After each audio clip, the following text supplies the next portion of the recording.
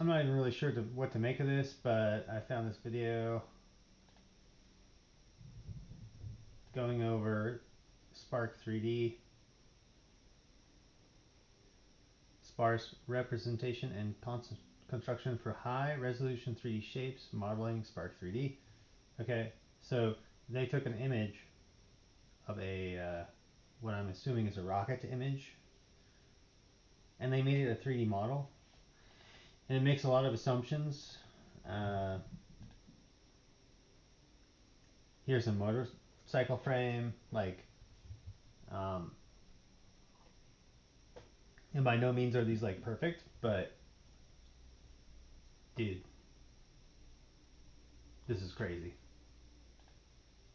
This guy talks. What's his face? Gleb Alexandrov. He does a pretty good job summarizing. He talks about importing the 3D model into Blender, and that there are some complications in the final 3D mesh, but it's pretty damned good, and absolutely jobs will, if you're not using this, you're gonna have a problem. So I'm gonna try and find. So it's supposedly. I'm gonna try and find a representation of like a final mesh imported into Blender, so you can kind of see the. It's not this like perfect polygonal representation of like the perfect shape. It's actually like it's still a little messy, but anyway, kind of jumping all over the place. At some point, this will be open source. Apparently, that's pending for some reason. I don't know enough of the details, and I just don't care. It's a cool tool. It's gonna do a lot of cool stuff. So he's gonna go over like finding some random image of a, and I have no idea what that is. It's some kind of airplane engine, I'm assuming. Um,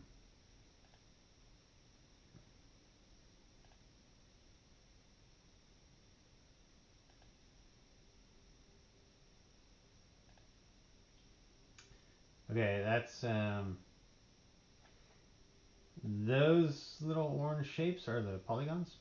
So um,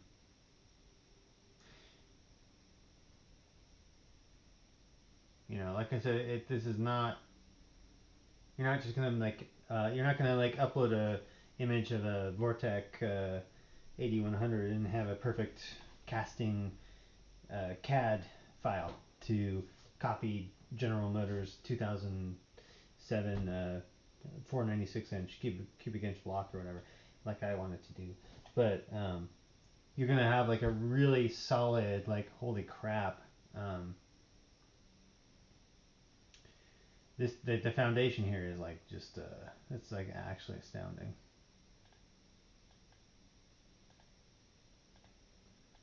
At some point he does get.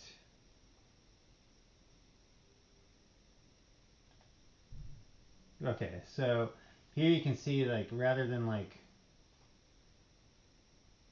traditionally you have like a lot of more like flat, simpler planes.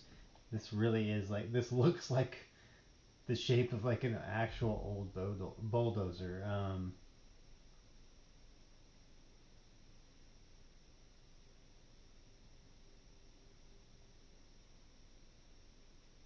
So yeah, I was intrigued.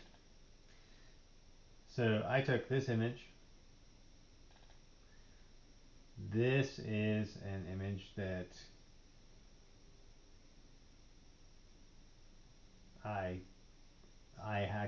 this is my engine. That's the Vortec 8100. It's 496 cubic inches of awesomeness. Um, it's also highly obsolete at this point in terms of like engines. Like, no one cares about engines anymore, but it's a badass engine. Anyway,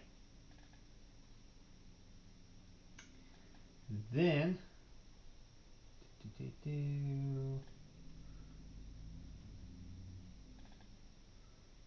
Then I put it in. I cropped it. Oh, right. This is the other. Uh, this is the other image. So you'll see it like actually. This is not the image I was actually talking about. So I have the other image is.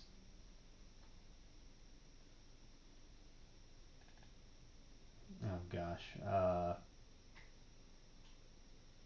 I mean it doesn't matter, but I mean you can see it up here where it actually captured the chain that we used to transport it, and it did an okay job capturing the paper bag that has like the bolts that are for like lifting it up and down. Like that's pretty cool. Um, is this perfect? Hell no. Not even close. I mean, for instance, like it's making massive assumptions. Like this whole section is not accurate. This is not even. It's quite frankly, it's hallucinating here because it's seeing the section of the engine stand that you rotate. Okay, but it's misunderstanding the perspective. So the middle, these two things that look like whoa, I don't even know what those would be. Uh, there's one of them, and it's in the middle. Okay, and then these are the actual engine stand, like reinforcement arms, and it's completely missing like the center stand that actually takes the brunt of the force. So incredibly impressive, but like this is like probably a starting point.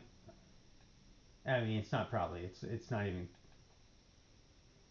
Obviously, these are cylinder bores because this is this is an engine. So, but like to take my crappy image with all kinds of like just just random life crap around it. I did try and help it out and cropped it a little bit, but to like get here, you could do a lot with this. You assuming like it gets a little bit better. You could take one of the bores. You make sure one of the bores is good. You make sure one of the offsets is good, and you just like copy the math across the 8 cylinders. Okay, and then obviously one of the lengths between the pistons, and very quickly.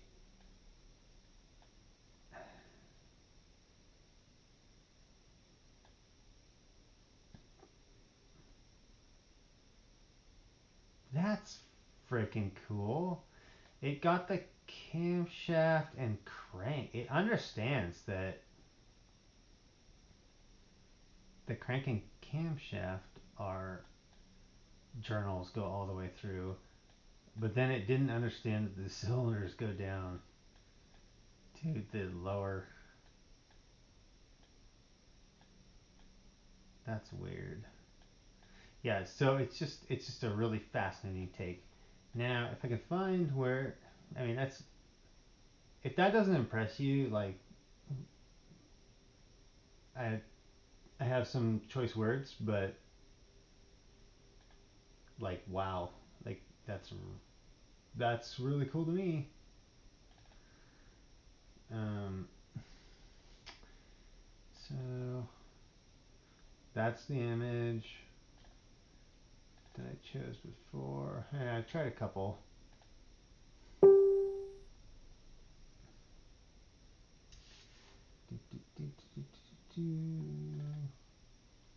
Okay, so that's the one I want to do. So let's go open GNU. Okay, so obviously it's still gonna have some trouble because like what the hell is the chain, you know?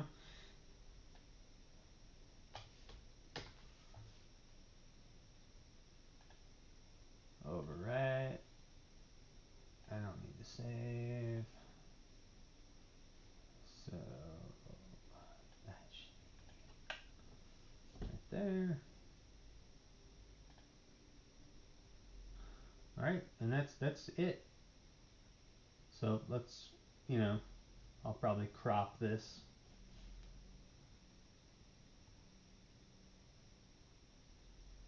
Because this does take a while. I should say crop this. I just cropped that image. I'll probably edit this. Anyway, see you in a bit. Alright, I just wanted to follow up and it definitely didn't nail it. In fact, it has not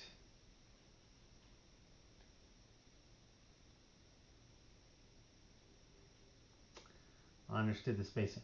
I really think that if I was to go and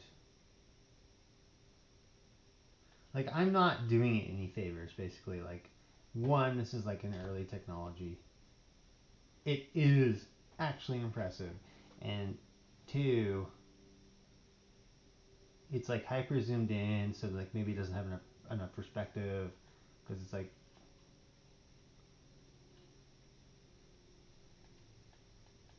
it's definitely not it's like inverting. It's very weird. What it's inverting what it should be. I mean, like, but it like does a good job making stuff. Like that's really friggin' cool to me. Even in no way is this like a functional engine. Like if it was, like how I don't even know how this would work.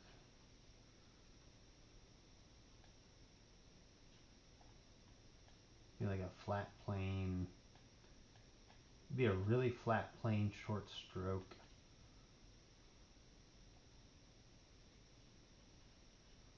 Dual overhead something. I don't even know how that would work. But yeah, definitely not the Vortec 8100, but pretty nifty. Because you can see like uh, this is the driver's side cylinder bank. This is the valley.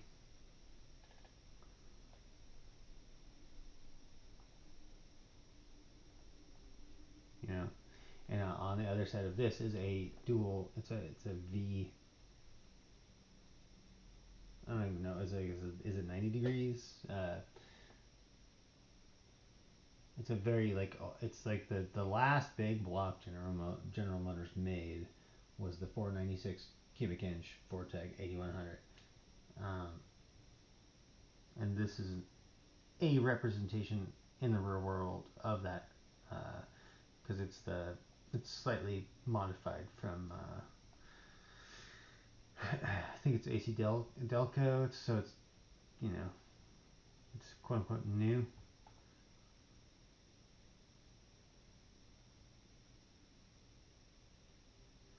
But in not too long of a time,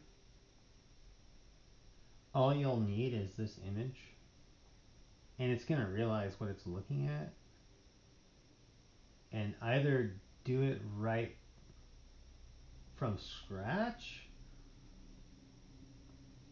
or or both, or so like do it right from scratch, like what we're doing. Exercise today is, you know, take an image and make a 3D representation of it that you can later manipulate and do whatever you want with that. Um, Option two, partial 3D model, goes out, actually finds uh, recognizes what it is, and combines, okay, somehow the image with the actual product specifications, or you know the short shortcut here would be, and kind of the hack is just go out and find the friggin' actual product dimensions, okay? And that's what I would do if I was this guy, this company, is somehow recognize exactly what this was, and then just go to the shortcut, which would be like find the actual CAD specifications, which is probably like a PDF on like GeneralMotors.com somewhere or wherever, and then like recreate it and like, oh wow, super impressive. In this case, it is actually the first case where it's taking the thing and making it 3D, like the most impressive thing. But like you could do a lot of cool stuff with the hybrid approach, but okay. And so just to summarize, super messy room here. Anyway, office.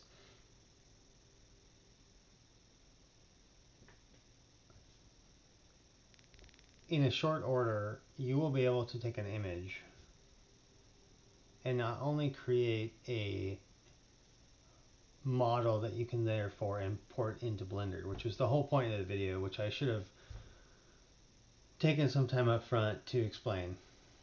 Okay. But then like extrapolate a little bit farther and you'll be able to get accurate dimensions for that 3D model, for that CAD file. That's a crazy world. And this is a infant technology. So imagine when I was a kid in middle school, we used to freak out with the early models of text to speech, and that was oh my gosh, um, early 90s. Now people describe things, me and myself included, into an LLM and like make websites and apps and stuff. Well, this is the evolution of that, except the image gets translated into the prompt, and then the AI has an output. And right now, like I said, it's a 3D model where there's not necessarily accurate dimensions, but it's not that far of a leap where I want to 3D print a Corvette engine, a Toyota engine, whatever, and I can just go and fucking do it.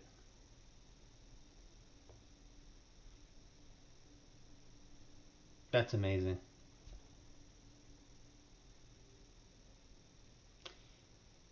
And if that doesn't interest you, get a life.